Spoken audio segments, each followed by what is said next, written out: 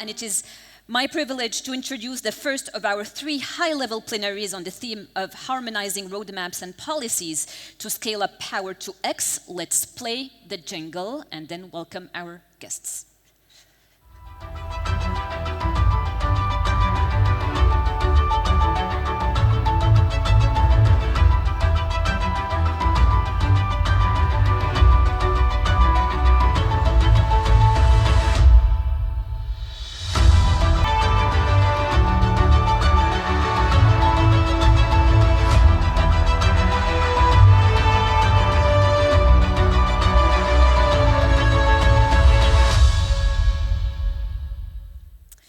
At the heart of scaling power to X lies a critical question, which is how can policy alignment unlock investment and fast-track projects? Now, policies and roadmaps may not be as visible as infrastructure, but they are the foundation. They can either remove barriers or hold back the projects.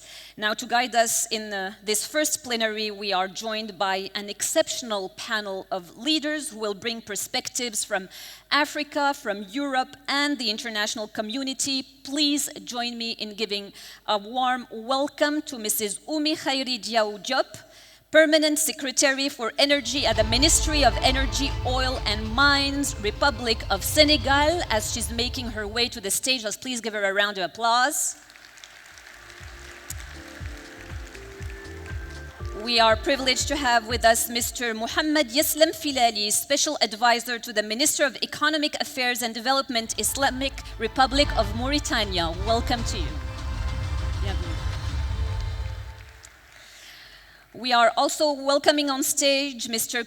Christoph Rau, Director for Africa, German Federal Ministry for Economic Cooperation and Development, BMZ. Let's please give him a round of applause as he's joining us on stage. And we are also welcoming Mr. Xiong Zhu, Deputy to the Director General and Managing Director of UNIDO. Let's please welcome him as well. Welcome to you, sir. And we're waiting for Mr. Zhu. Welcome to you as well. Thank you all for joining us today. Before we open the live discussion, ladies and gentlemen, we have 3 special video addresses that will set the stage of this important plenary. Our first message comes from Mrs. Dia Yul Jurgensen. She is Director General for Energy at the European Commission, so let's listen to her remarks. Ladies and gentlemen, honored guests and participants, I am delighted to address you today at this Power to X Summit in the vibrant city of Marrakesh. Today's gathering is a powerful symbol of Morocco's energy ambitions and of our close energy cooperation. The partnership between the European Union and Morocco on energy showcases what can be achieved with a shared vision for sustainability and innovation, and Morocco's ambitious decarbonization strategy fully aligns with our goals and objectives, and the EU-Morocco Green Partnership, where we have made significant strides in supporting Morocco's energy transition journey. The Mediterranean is emerging as a strategic hub for energy. The Pact for the Mediterranean, the TMED Energy and Clean initiatives are pivotal in unlocking the renewable energy potential, fostering a conducive environment, and ensuring clean, bidirectional energy flows across the region. My European colleagues who are present with you in Marrakesh today are organizing a dedicated side event exactly on this, and I invite you all to participate.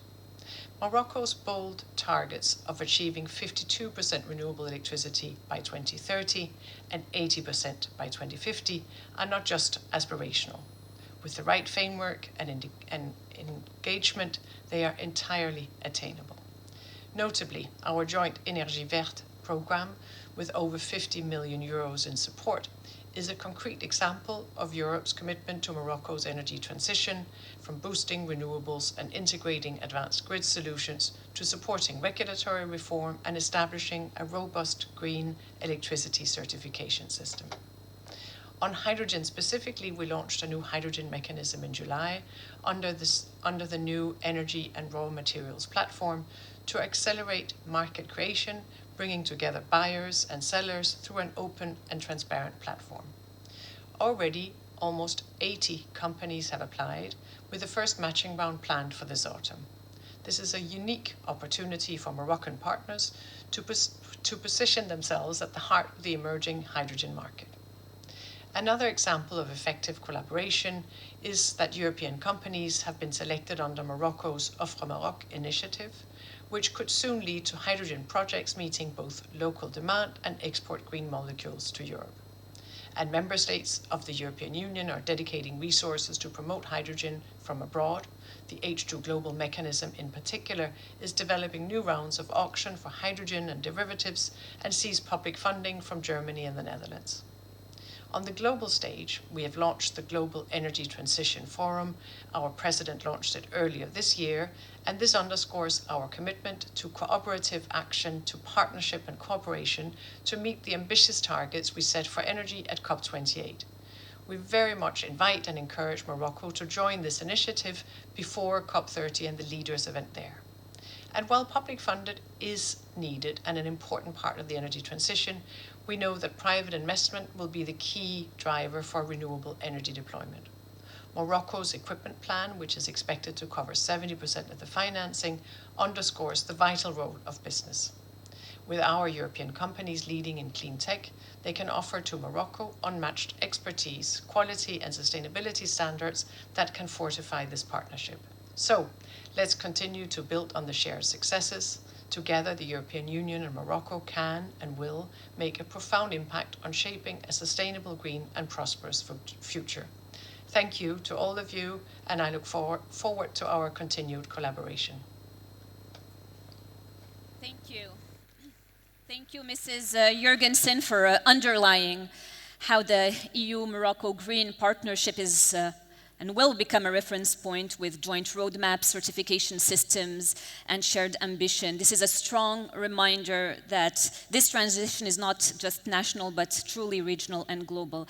Now, Germany also has been a driving force in this cooperation. Let us now hear from Mr. Stefan Ruenhoff, Parliamentary State Secretary at the German Federal Ministry for Economic Affairs and Energy. Excellencies, ministers, distinguished guests, ladies and gentlemen. It's a great pleasure to address you today on the occasion of the WorldPtX Summit in Marrakesh. Over the years, this summit has become a unique platform for dialogue and cooperation in the realms of politics, business, and science. I congratulate the Kingdom of Morocco and above all, Minister Dr. Ben Ali on this achievement. Unfortunately, I'm unable to attend this important summit today. I deeply regret this and will make every effort to attend next year. Nonetheless, I'm pleased to share this message with you and send you warm greetings also on behalf of my Minister, Katharina Reiche.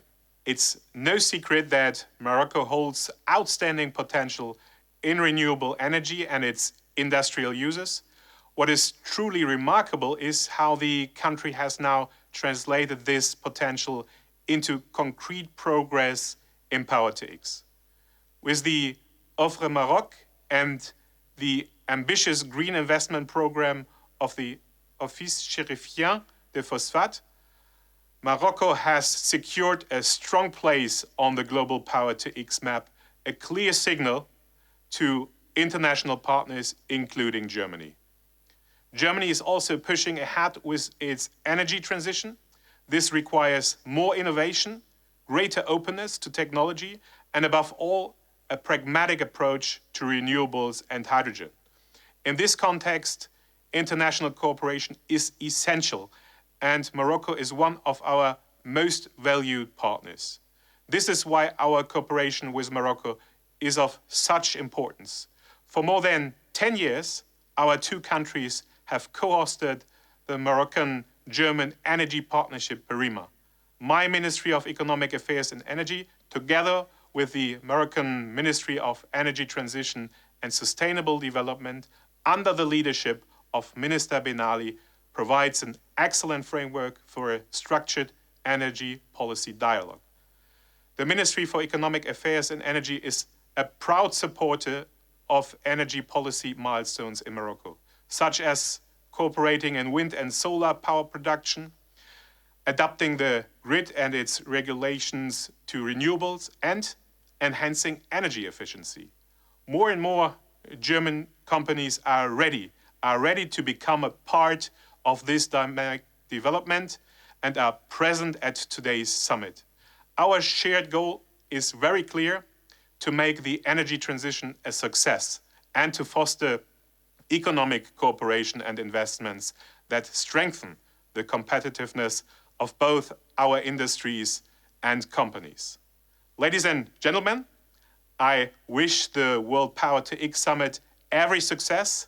May it bring fruitful exchanges, new ideas, and strong partnerships for the future. Thank you very much.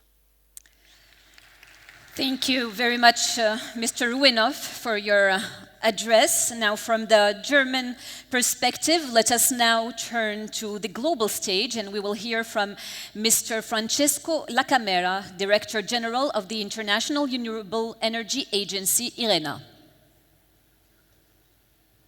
Your Excellencies, distinguished guests, ladies and gentlemen, it's my distinct honor to join you today at the 5th edition of the World Power-to-X Summit. This year marks 10 years since the adoption of the Paris Agreement. And while renewable energy deployment has since grown, progress remains insufficient to meet our climate and sustainable development goals. The outcome of the EU consensus at COP28 has underscored the urgency of our shared mission. The commitment to triple renewable power capacity and double energy efficiency by 2030 represent ambitious yet essential milestone along the path to net zero emissions. According to IRENA's 1.5 Celsius scenario, the share of direct electricity in total final energy consumption must increase from 22% in 2020 to 29% to 2030 and 51% by 2050. This can be achieved with tremendous growth in electric power, power-to-X technologies, many of which are already available, such as electric vehicle and heat pumps. Electrifying the consumption of energy is a complex task that needs to be more efficiently to unlock flexibility in the power system. Additionally, to accelerate the global deployment of renewables, we also need systemic and structural changes. First, building the necessary infrastructure and investing in grids, land and sea routes to accommodate the new production location, trade partners, and demand center, as well as interconnection between regions and countries. Second, advancing an evolved policy and regulatory architecture that can facilitate targeted investment. And finally, strategically realigning institutional capacity to help ensure the skill and capabilities match the energy system we aspire to create. While the global energy transition is advancing rapidly, Africa's vast potential of renewable energy remains largely untapped, highlighting a critical regional gap in the broader movement towards sustainability. Although the opportunities for renewables in Africa are immense, the geographic deployment of renewable power remains highly uneven, with Africa only increasing its renewable capacity by 72% in 2024 and receiving less than 2% of global energy transition investment.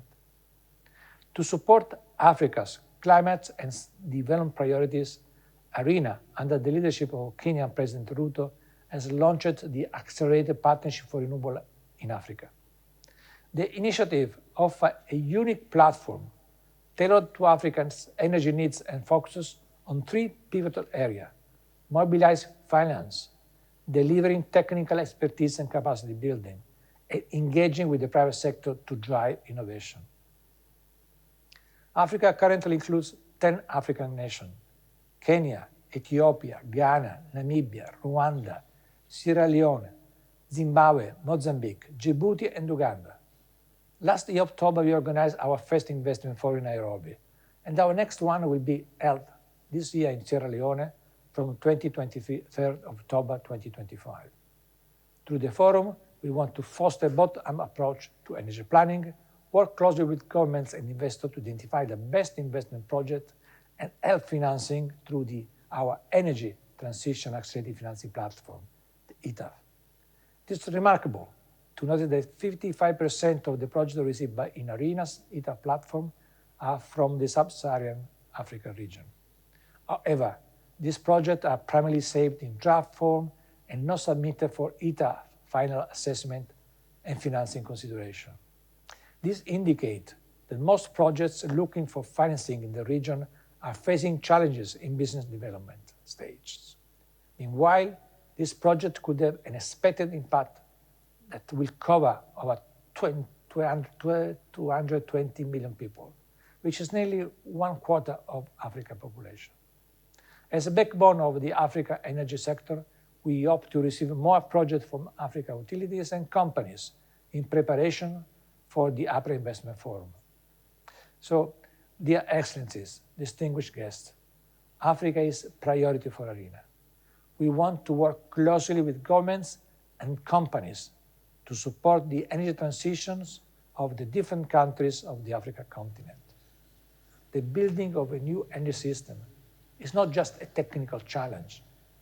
It's a collective endeavor that requires sustained commitment and collaboration from all stakeholders. Together, we can build a cleaner, more sustainable future for all, powered by renewables. Thank you. Thank you very much for your attention. Thank you very much, Mr. Lacamera, for reminding us that while ambition is high, Africa still receives less than 2% of global transition investments, ladies and gentlemen. So Africa's potential must turn into projects on the ground. With these perspectives, let us turn now to our live conversation. Thank you again for joining us today. We will have 2 rounds of questions, about 3 minutes each, to keep ourselves on track. I may switch from English to French, so if you need your headsets, please make sure to put them on right now. Et je vais commencer par vous, Madame Oumi Khairi Diaw Diop. Vous êtes donc secrétaire permanente à l'énergie. Du point de vue du Sénégal, quelles sont les priorités de politique publique et de réglementation essentielles pour permettre le déploiement du Power-to-X? Bonjour à tous. Merci de nous avoir invités à cette grande cérémonie qui est importante. Du point de vue du Sénégal, je pense que nous sommes pleinement engagés dans la transformation énergétique responsable. Et nous reconnaissons vraiment l'importance des technologies Power-to-X. Et nous avons un potentiel important pour les énergies renouvelables, aussi bien en solaire, parce que nous avons une bonne irradiation, mais aussi en éolienne. Et je pense que, comme l'a rappelé ce matin Madame le ministre, pour aller vers le Power-to-X, il faut d'abord développer les infrastructures gazières. Il faut avoir des pipelines. Nous sommes dans une phase de construction d'un gazoduc qui va nous permettre d'utiliser le gaz qui est produit au nord du Sénégal avec notre voisine, la Mauritanie, au niveau de GTA. Et ce gaz devra être utilisé pour la production d'électricité dans le cadre de notre stratégie Gas to Power. Mais également, il y a déjà un FSRU. Donc, c'est un préalable pour les technologies Power-to-X. Fort de ce potentiel riche que nous avons également un atout parce qu'un cadre, certes attractif, mais qui devrait être amélioré pour attirer les investissements dans cette nouvelle technologie. Mais déjà, au niveau des énergies renouvelables, nous avons beaucoup d'investissements privés pour installer des centrales solaires qui, aujourd'hui, nous permettent d'avoir plus de 20 à 30% de notre parc de production qui est produit à partir du solaire, donc qui est déjà un précurseur. Toutes ces infrastructures énergétiques sont des atouts pour le développement du Power-to-X. Et c'est dans ce cadre, avec le financement de la coopération allemande, que nous avions eu à élaborer une politique, une étude de faisabilité sur l'hydrogène. Et cette étude vraiment nous a montré que nous avions un atout Et nous avons identifié deux articles, l'ammoniac vert et le méthanol vert, qui pourraient être développés au niveau du Sénégal. Et cette étude doit être poursuivie parce que nous devons avoir une feuille de route. Nous avons élaboré une feuille de route. Et dans cette feuille de route, la première étape, c'est d'avoir une stratégie claire, robuste mais ambitieuse.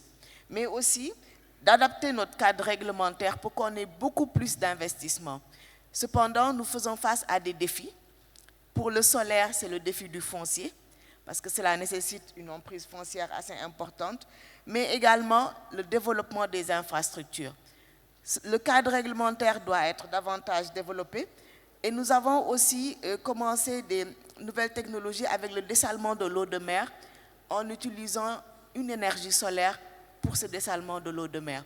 Donc c'est déjà des prémices qui vont nous permettre plus tard d'avoir cette technologie Power-to-X, mais nous savons que nous ne pourrons pas le faire sans la recherche et le développement, et c'est là vraiment le lieu de louer et de nouer ce qui se fait ici au Maroc, avec tous ces clusters qu'il y a, qui permettent vraiment d'améliorer la recherche et le développement et de renforcer les capacités. Parce que sans le renforcement des capacités, tant au niveau institutionnel qu'au niveau privé, on ne pourra pas aller vers ce développement de la filière hydrogène. Merci. Merci beaucoup, Madame la secrétaire permanente, pour cette perspective, et je reviendrai vers vous dans un second temps pour approfondir cela ensemble. Let us now turn to Mauritania. Mr. Mohamed Yaslem Filali, you are Special Advisor to the Minister of Economic Affairs and Development, Islamic Republic of Mauritania. Now, Mauritania has exceptional renewable energy resources, particularly wind and solar. In your view, what should be the public policy and regulatory priorities to transform this potential into concrete green hydrogen projects? Yeah, thank you very much. Thank you very much for the question. But first of all, I would like to congratulate the Kingdom of Morocco. This city is beautiful, and I think the 24 hours that I'm here, I'm really glad that I came. So going back to the question, I think our situation is the same, more or less, with Senegal, and a little bit different from Morocco, but we are on the process. We have a huge land when we compare it with the population of Mauritania. Yeah, we can say that we are the 28th country in terms of population in the world, around 5 million, but at the same time we are the 28th in terms of area. So it is something that there is a mismatch that we have to take advantage of it. So how we will take, or we are going to take advantage of this, this land, this wind, and this solar, and the Atlantic Ocean. We have 754 more or less coastal Atlantic coast. So we thought about it very carefully. We strategized about it since 2015. And we decided then that the energy transition is part of it. And it's something strategic, not something conjunctural, so not something that we will change our mind on it in a few days, or depending on the market, on the mood of the international financial market. So what we are going to do, and what we are doing right now, is moving on the regulatory side, at the same time moving at the infrastructure side. So we know that without both, there is no development of energy. We have also a great project, and we are accommodating international investors very carefully. So we have one of the first, if not the first, green hydrogen code. So when we negotiate with our partners, we negotiate within a legal framework. There is a certainty. There is not something that is variable according to the mood of a minister or a mood of a politician. There is a legal framework that we work within.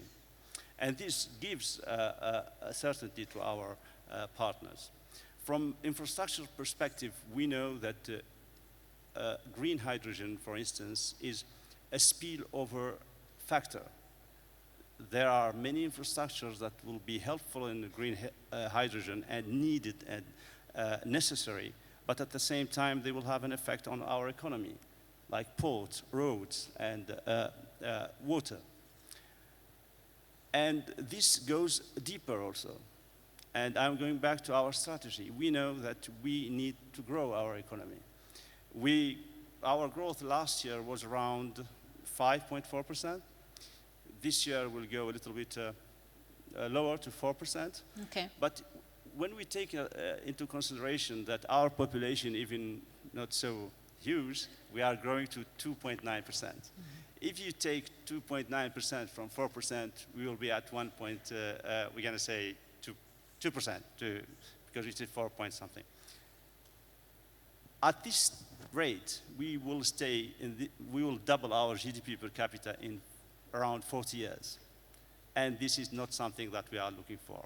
We need to foster our growth. And fostering growth is underpinned by energy. As you know, I guess everybody here knows that energy and the economy are the same. The economy is a transformation of energy. So going back to your question, we are very committed to green hydrogen, and we are very committed to accommodate our investors and move forward not only from a regulatory perspective, but also from infrastructure perspective. Thank you very much, Mr. Filali, for sharing and highlighting Mauritania's vision and perspective. Really interesting to hear about the journeys of the different countries. Now we move from Mauritania to Germany. And over to you, Mr. Christoph Rau. So Germany has set the ambitious goal of reaching climate neutrality by 2045, which means importing large volumes of green hydrogen and its derivatives already in the 2030s.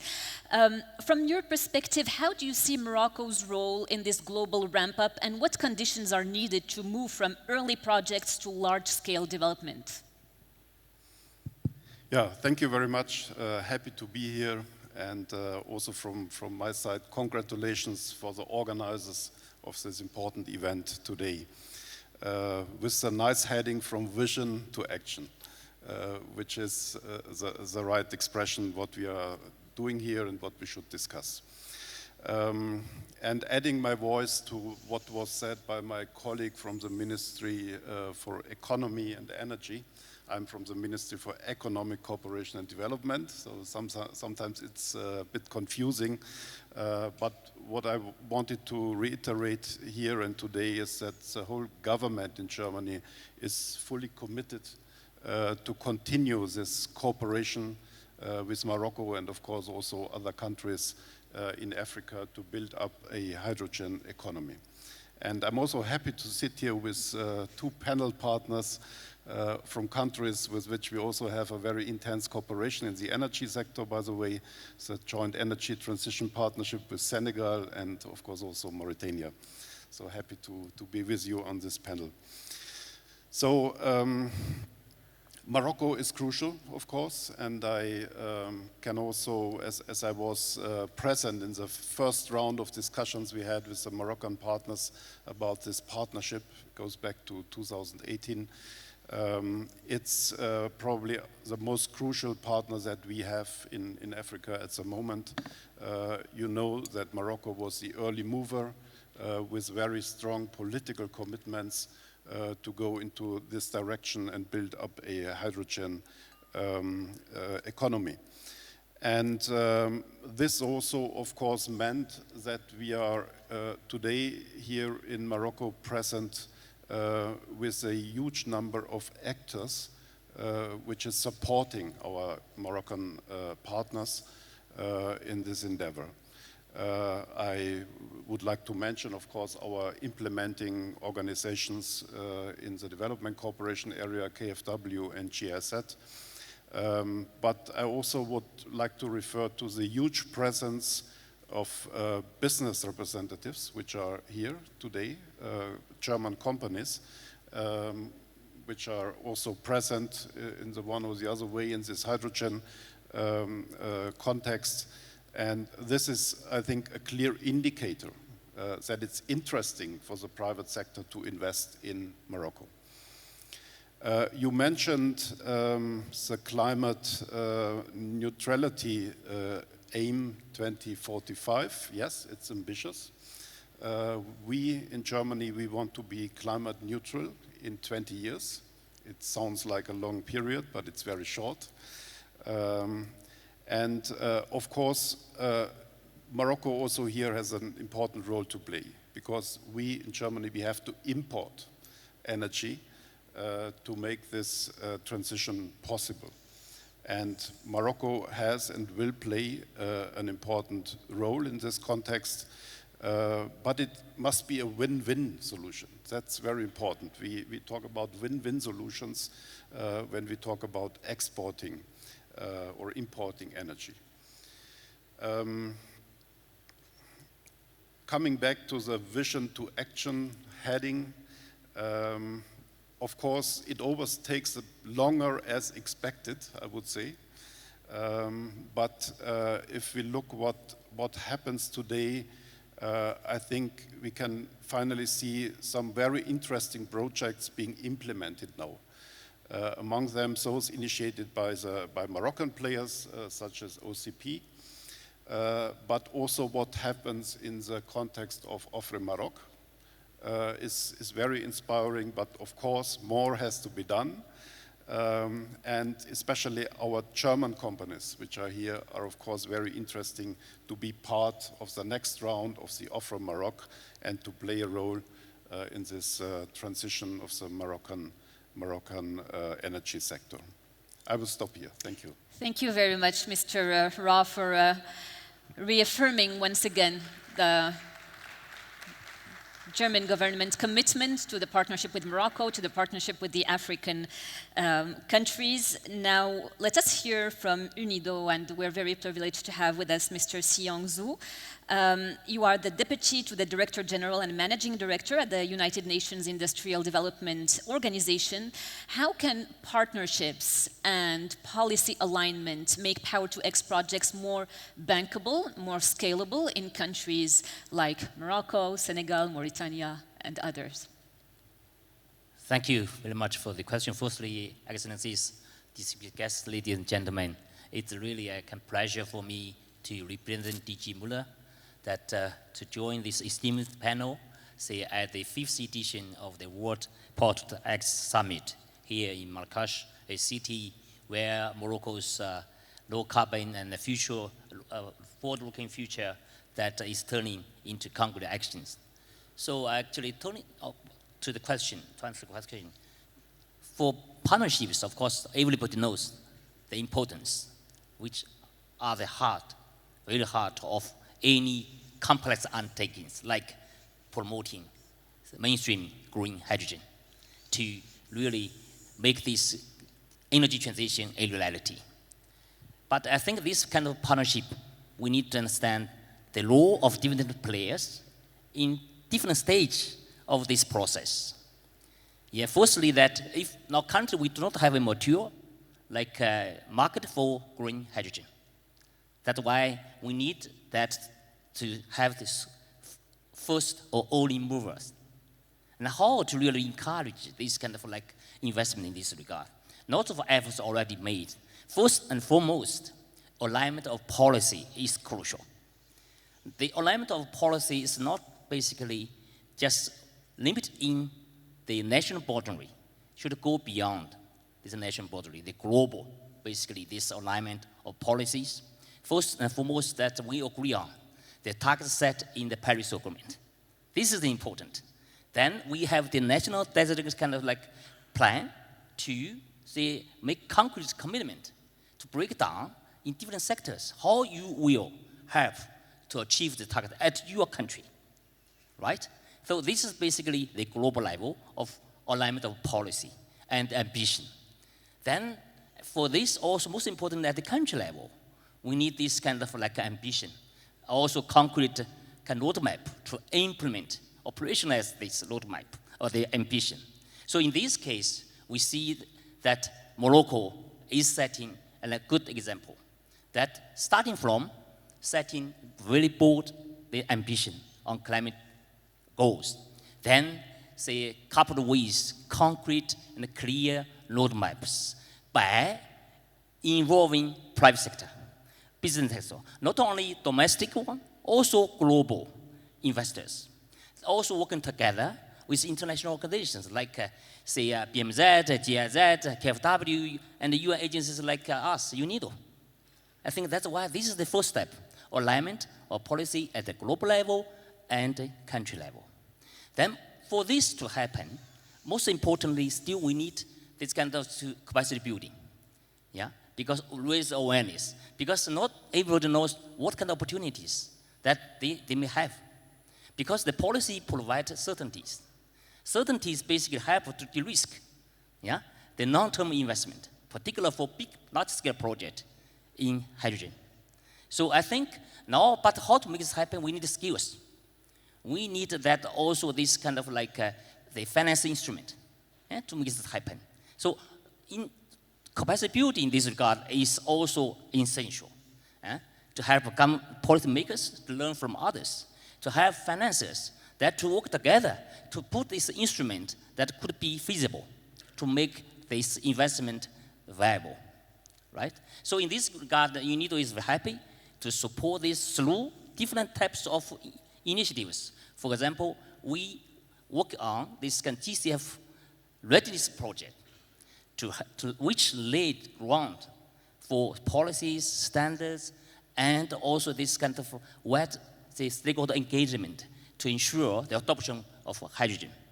And this includes pre-feasibility assessment, wider national stakeholder consultation, and also, most importantly, capacity building across government and industries. So I think this is somehow, I think, my answer to your question. Thank you. Absolutely, absolutely. Thank you very much, Mr. Zhu, for walking us through these steps and sharing your perspective.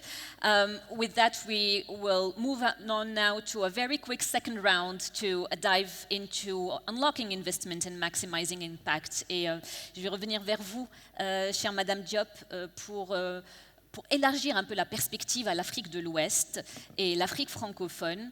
Quel levier de coopération régionale vous semble les plus important pour soutenir ce déploiement du Power-to-X? Merci pour cette question importante. Je pense que pour développer le Power-to-X, il faudrait d'abord qu'au niveau de l'Union africaine, on puisse avoir des cadres stables. Et je pense que c'est dans ce sens qu'il y a eu une stratégie qui a été élaborée sur l'hydrogène vert, mais également de manière plus spécifique au niveau de l'Afrique de l'Ouest, au niveau de la communauté économique des États de l'Afrique de l'Ouest, la CEDEAO. Un cadre politique et stratégique a été élaboré pour le Power-to-X et c'est soutenu par le Centre des énergies renouvelables de cette ECOWAS. Parce qu'il faudrait qu'on puisse accélérer la décarbonation et la transformation industrielle grâce au Power-to-X. Donc il faut qu'on puisse nouer des partenariats forts pour renforcer le leadership de l'Afrique dans ce domaine, mais également développer des chaînes de valeur locales, parce qu'il faut que cela profite aux populations africaines. Et je pense que Madame le ministre ce matin, dans son allocution d'ouverture, l'a beaucoup souligné, il faut que cela profite. Donc le Power-to-X doit permettre de décarboner, de réduire l'empreinte carbone, mais aussi de profiter aux populations africaines. Et par exemple, l'ammoniac vert va permettre d'améliorer l'agriculture. Et il faut des nexus eau, électricité, par exemple le dessalement de l'eau de mer avec du solaire, mais aussi des partenariats entre privés pour améliorer la recherche, le développement, mais aussi tout ce qui pourrait permettre à cette technologie Power-to-X d'être mieux utilisée au profit des populations et d'améliorer l'activité économique, comme l'a dit tantôt mon collègue de la Mauritanie, du ministère de l'économie, parce qu'après tout, on cherche à développer nos territoires africains. Et Power-to-X est un moyen, est un levier pour développer les partenariats, parce qu'au niveau du Sénégal, notre ambition, c'est de vraiment augmenter la part de la production d'électricité à partir du renouvelable. Actuellement, nous sommes à 30% de part d'énergie renouvelable. Notre ambition, c'est d'aller à 40% d'ici 2030.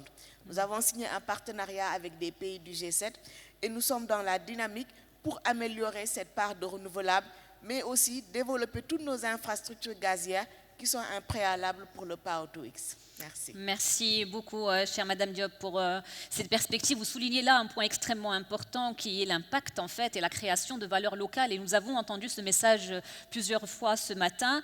And I will follow up on this with you, Mr. Rob.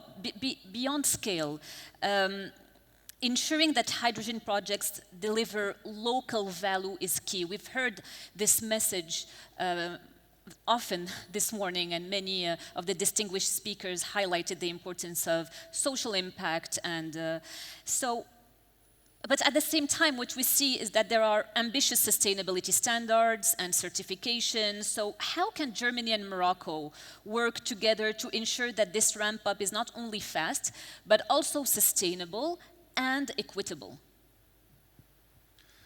Let me start by saying what we do in the context of government-to-government cooperation cannot substitute the private sector engagement. But what we can do through our agencies, we can, in a synergetic way, accompany their investments. That's how we see our role in the context of economic cooperation and development. And to ensure that the planned large-scale investments truly benefit the population, we in the German cooperation emphasize ambitious sustainability standards, as you said. What is it? In detail, it's about protecting natural resources, such as water and land. It's about contribute to the local energy transition, not just exporting energy, but also developing a local energy industry, foster value creation in the country, job opportunities, it was mentioned before, and so on and so forth. And I would like to highlight that these standards are not just a moral imperative, they are also a strategic necessity, because in the long run, if we want to be successful, these standards have to be guaranteed. A second aspect, and this has to do with the markets and the connection of markets, we have to develop joint goals, joint standards, and also mutual recognition of certification schemes. That's something very important to make exports possible and to make exchange of energy schemes possible. And that's another area where we want to work together closely with our Moroccan partners. And as mentioned before, we see Morocco as a front runner in a certain way in Africa. We have other examples sitting here on my side, but learning from each other, because we are all in a learning stage, in the learning phase, building up hydrogen industries, we in Germany, you in Africa, but building those bridges and exchanges of experience, that's also a very, very important issue. And last point, it was, I think it was mentioned already by one of the previous speakers, it's about the whole ecosystem around hydrogen. It's not just investment, it's about research, it's about capacity building, it's about training for the hydrogen ramp up to succeed. And that's something where we also would like to bring in other German actors, of course, apart from the official development agencies, other actors like research institutes. And as I said before, and as was said many times before, the private sector must be in a central position, and whatever we do, we must accompany their investments to make it possible. Thank you. Yes, absolutely. Thank you very much again for sharing this perspective. And indeed, learning from each other, sharing experience and expertise is the objective of these forums. So, Mr. Filelli, back to you now. The development of green hydrogen cannot happen in isolation. It requires obviously regional corridors, it requires interconnections and partnerships. We've highlighted that many times this morning. How do you see Mauritania's role in cooperating with Morocco and more broadly with the countries in the region to attract investment and build shared value chains? By the way, we don't share only the microphone. We share also a gas field. So we are used to collaborate with Senegal in many, many areas. Going back to your question, I think there is no way around it. So we have to work together. There is no way. We need scale. I think Madame la Ministre mentioned it, not today, I think, but many times a few weeks ago. Scale. We need scale. This has an effect on the cost, the effect on the type of buyers, of takers, in this case is Europe. But at the same time, we have to also be realistic. If you look at Mauritania, for instance, in terms of debt to GDP, and this is a famous ratio now, we are around 42%. This is compared with other countries is nothing. At the same time, we have development issues. It doesn't make sense that a country like ours to be at this level with the needs that we have. So there is a tension between economic growth, and here I'm talking about energy, but economic growth and our commitments with IMF, World Bank, and so on. So, and we are working toward a kind of balance for this issue. In terms of Morocco, we signed many agreements, and I think the last one was in relation to the grid and the interconnection.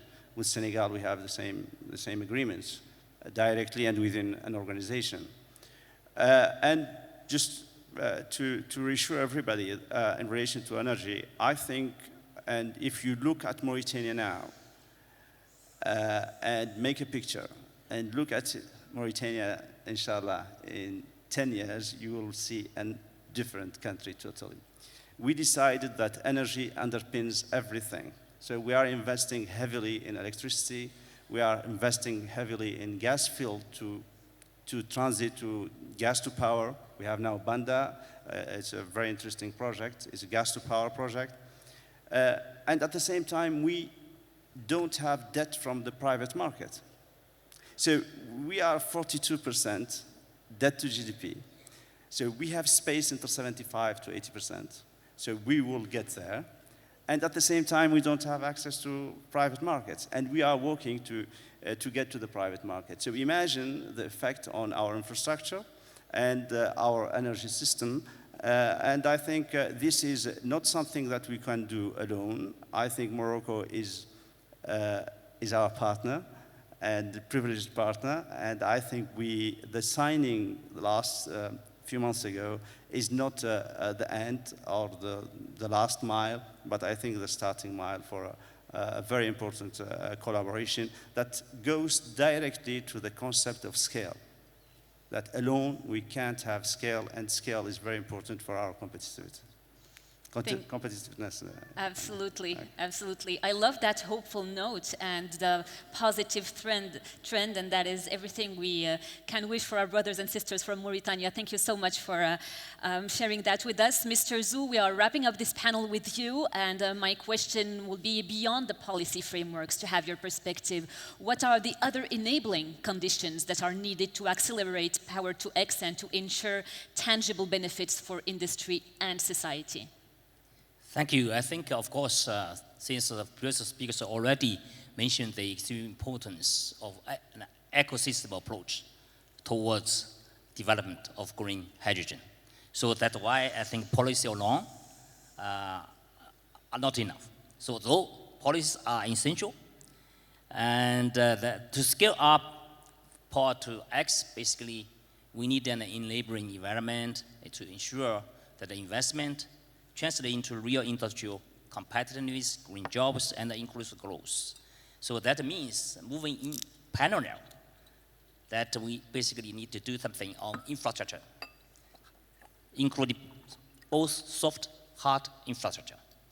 that for soft infrastructure, particular human capital, yeah. Then also global cooperation.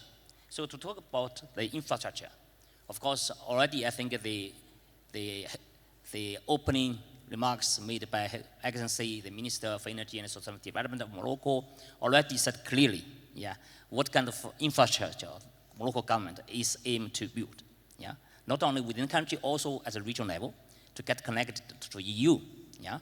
So I think in addition to the hard infrastructure, I think we need also to highlight the importance of soft infrastructure, the importance. Infrastructure alone works, it is matched with the soft foundation, like already mentioned skills, yeah, these like standards, and in particular mutual recognition of standards to reduce the transaction cost across board, and also management systems. So you need those experience in Morocco demonstrated this clearly. Through the Accelerating Industrial Energy Efficiency Project, we trained over 200 professionals and supported 45 of Morocco's most energy-intensive industries in adopting energy management system and also these low-carbon technologies. And these industries achieved on average 9% energy savings, and also avoid more than 18,000 tons of CO2 emissions. More importantly, I think through this project, I think these companies strengthened their data system, improved management practice, and built the expertise that are needed to sustain the change. So this kind of a systematic kind of capacity building as part of the soft foundation that to promote this transition, inner transition, is also important.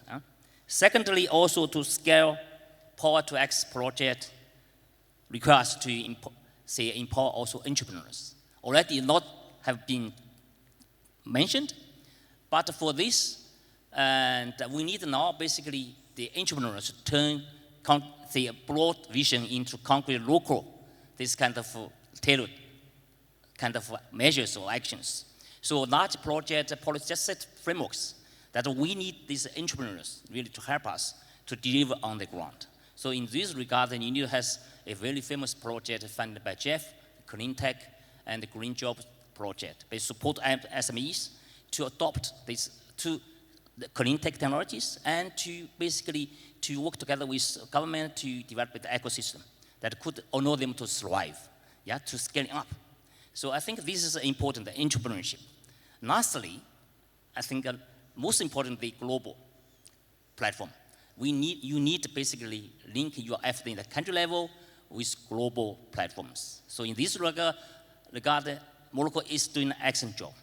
Already mentioned a lot of their kind of global international collaborations, bilaterally, multilaterally.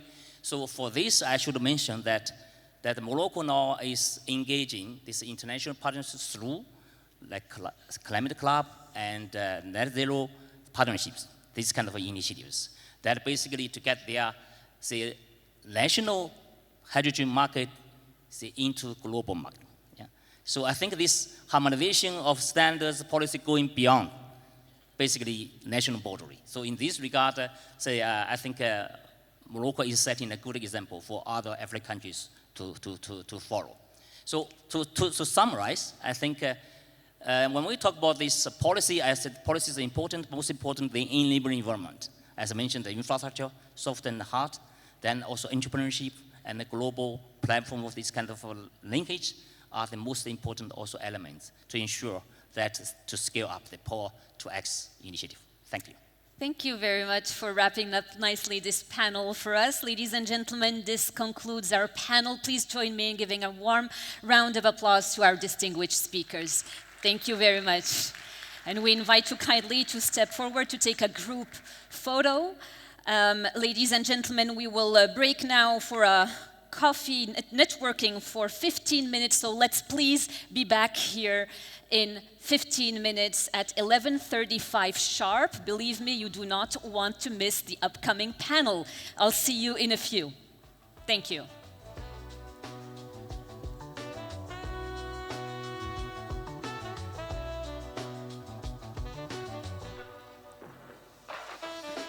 Thank you very much.